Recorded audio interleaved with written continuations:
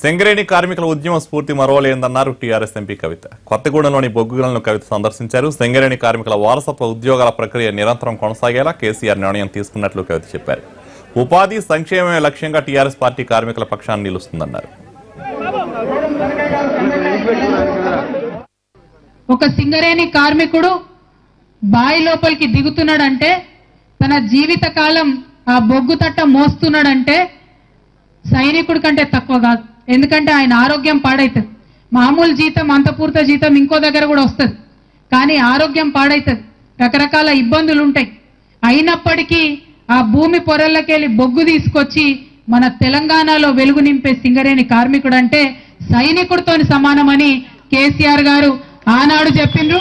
మళ్ళా కూడా ఇవాళ మేమందరం నాయకులం ఎప్పుడైతే బొగ్గుగని మరి వారసత్వ ఉద్యోగాల మీద నిర్ణయం తీసుకోవాలని వారిని కోరడం జరిగిందో ఆనాడు కూడా అదే మాట చెప్తూ వారు ఒక్కటే మాట చెప్పారు, ఎటువంటి షరతులు లేకుండా 1 సంవత్సరం 2 సంవత్సరాలు ఇటువంటి అంశాలు అన్నీ కాకుండా ఇవాళ వారసత్వ ఉద్యోగాల మీద మనం ఏదైతే నిర్ణయం తీసుకున్నామో అది నిరంతరం కొనసాగేటట్టుగా